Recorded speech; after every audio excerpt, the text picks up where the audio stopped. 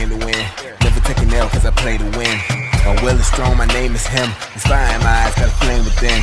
I will not fail, I will prevail. Heads and tails, I had the nail. Face my fears and conquer thrones. Put it on the line when it's time to go. Oh, they wanna talk about greatness. Putting in work like a day shift. Ball so hard, need a Naismith. This is my time, won't waste it. Won't waste it. Everyone, welcome back to the channel. We are in I believe week 4, so we're 2-1 currently. We're set to play the Denver Broncos next, who are also 2-1, so this will be a tough opponent. But if anybody was wondering why I was going back and forth between Malik and Sam Howell, Sam Howell has good ratings. He is superstar dev.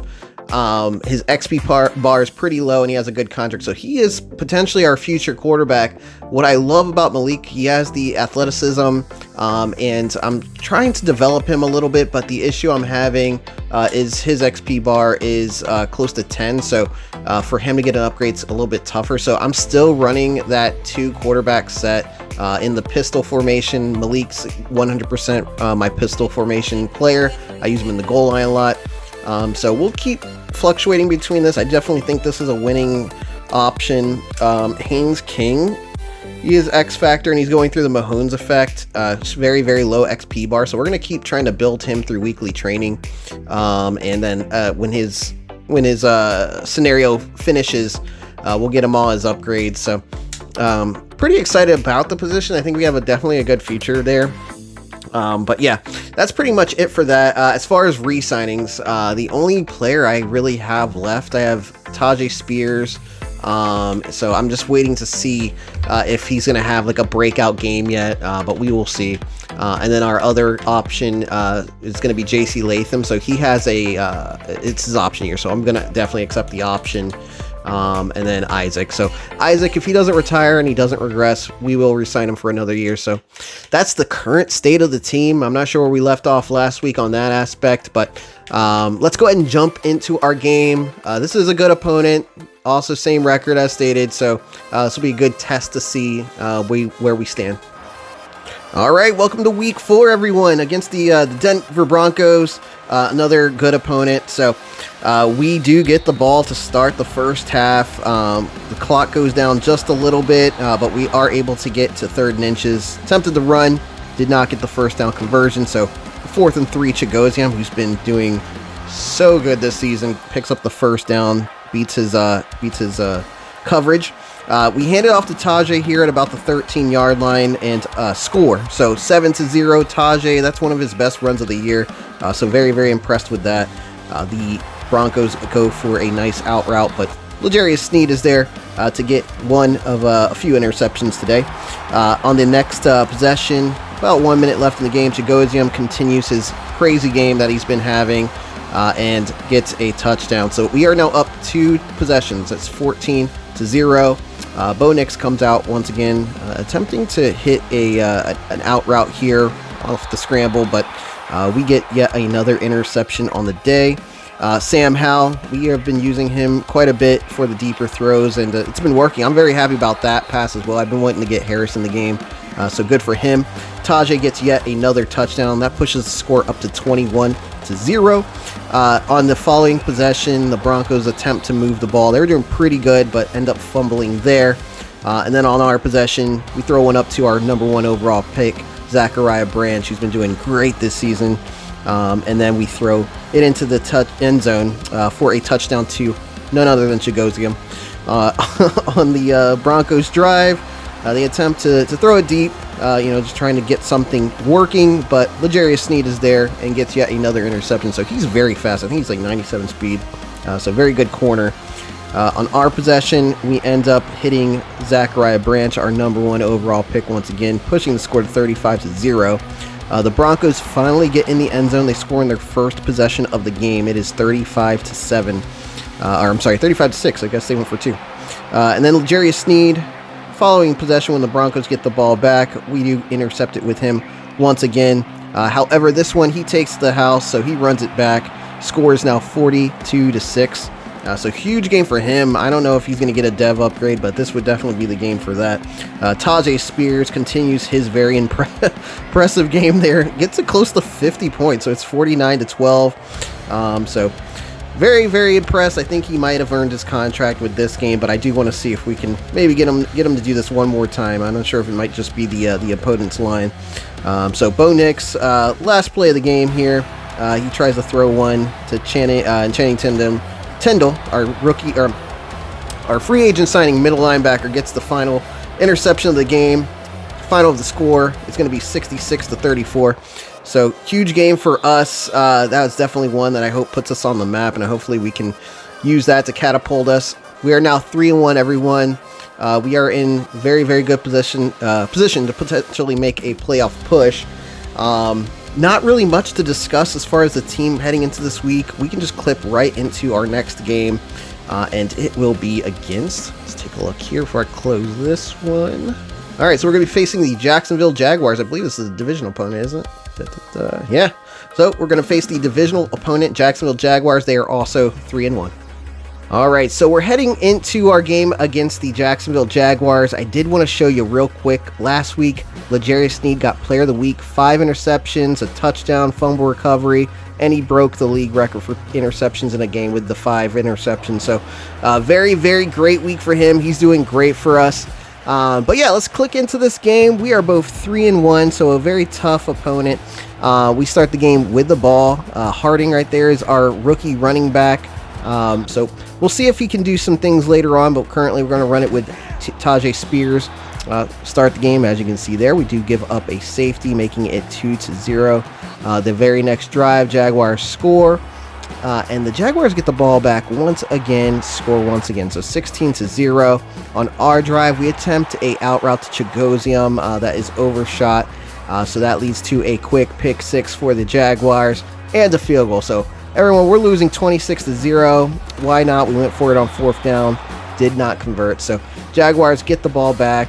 We are able, luckily, to put some pressure on Lawrence and stop them.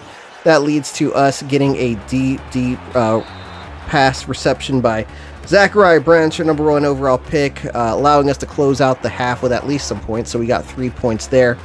Our drive in the third quarter with about 5 minutes left, we hit Scary Terry, who I feel like I've been neglecting a little bit, so we're trying to get him in the game. Unfortunately, we are not able to get a touchdown, so the score goes up to 6 for us.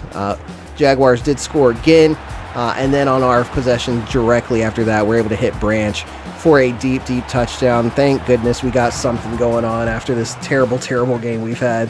So next points for us does not come until the fourth quarter. We were losing by quite a bit, but hit our guy there for a touchdown.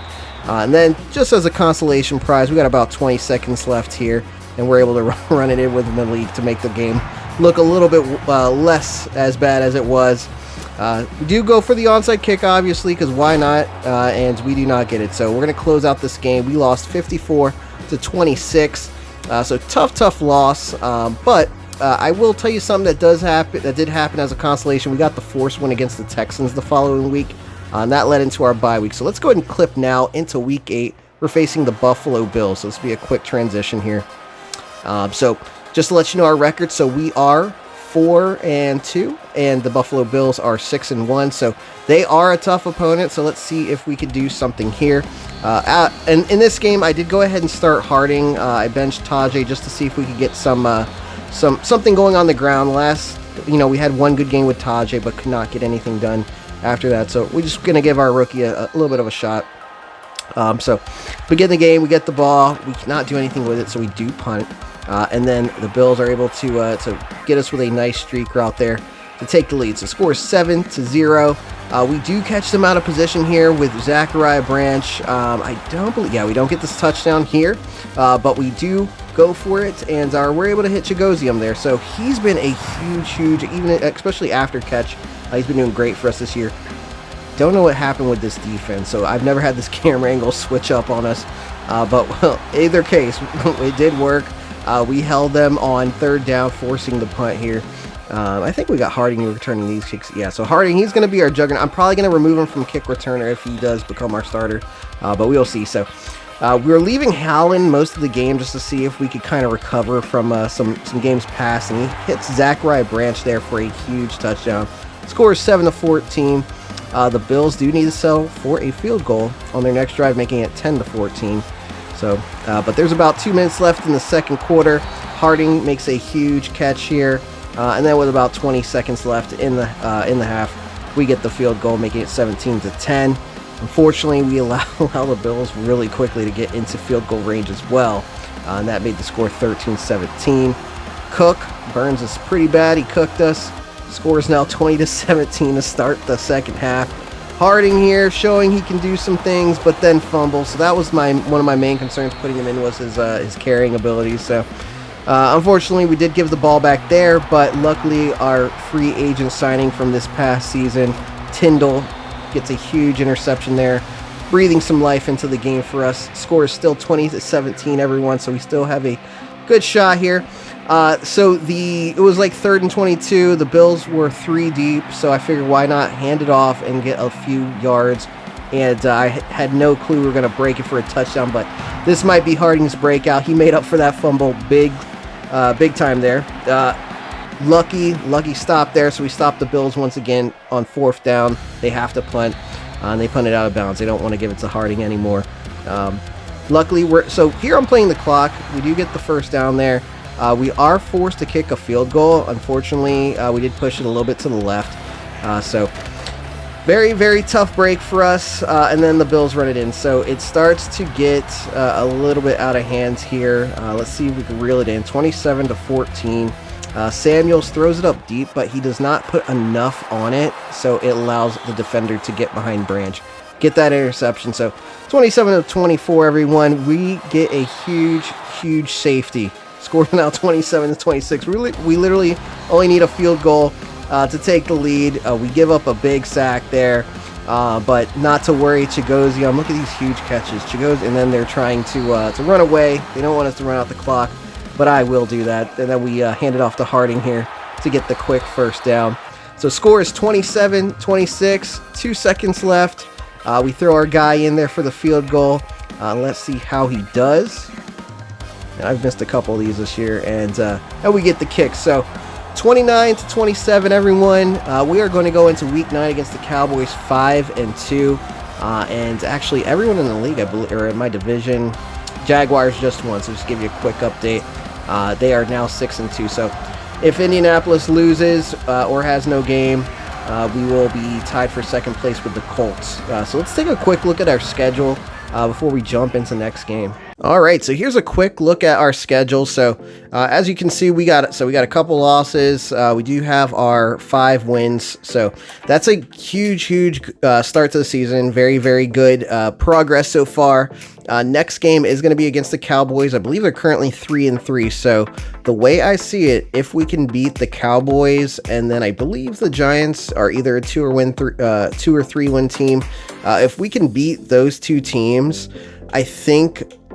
I would love to pick up a win against one of these 2 players, but they're very, very good. So if we can squeeze a win out of one of these 2 and one of these 2, I think we're in really, really good shape.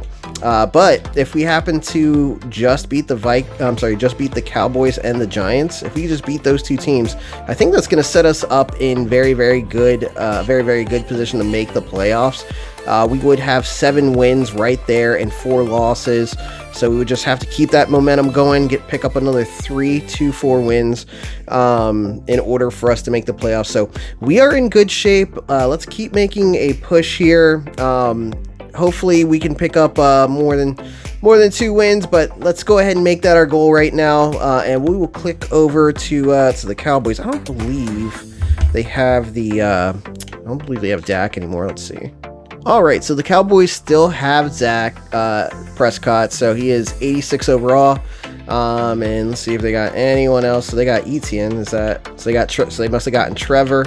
No abilities league, remember that. But these guys are still good. CeeDee Lamb, 99 overall. So they still got some good players. Let's see how their defensive backfield looks. Slow. All right, so we might have some good opportunities with Branch here. They do have some quick users, but they're not going to be the guys that are going to be keeping up with Branch in the backfield. Sonny Styles, pretty quick. The quickest guy they got that we're worried about, obviously, is going to be Micah Parsons here. But, I mean, if he's not using him as an edge rusher, I think he's underutilizing him. But, hey, let's see how this goes. Click into this next week. Should be a fun game. All right, everyone, welcome to Week 9 against the Dallas Cowboys. They're coming into the game 3-4. And, of course, we got our 5 wins. So let's see what we can do here to start the game. We do get the return with Sean Tucker. Pause for a second. I believe I don't know if I was setting up the stream or what was going on there, but we did hit a little pause on our return. Here, I just want to show real quick, man, our run game is definitely improving. I think we gave up on Harden a little bit too soon, so he is running it for us very good. Next up, we hit Chagosium there for a touchdown to take the lead, 7-0. The Cowboys on their drive, we hit them with a nice hit stick there, causing the fumble, giving us the ball back. Second possession, so beginning of the second quarter, very early. This is the second game in a row Harding has broken a long run, so he's got the breakaway speed we need. I think maybe that's what we were missing, because Tajay had the great moves, but we did need some breakaway speed. Following possession, still about 7 minutes left in the second quarter. Darnell Savage gets a huge interception and outruns Dak Prescott. We didn't need to do a juke move or nothing there. We just run it right in, taking the lead 21-0. Then in the, looks like about 4 minutes left, we get another interception, this time by Forrest, our other safety. So a huge free agent signing. But we cannot do anything on our drive. We are forced to punt, so the Cowboys get the ball back. They end up getting their first points of the game here, and this route right there ends up really hurting us a bit. As you can see, they hit us there a second time.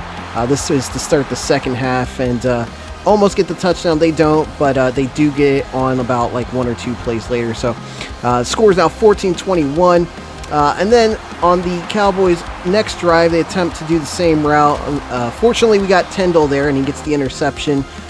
Now we'll move forward. About 7 minutes left. This is why I leave Houghton. Malik tried to do an accurate pass there, and it cost us the drive. So no fourth down conversion there, or third down conversion. My apologies.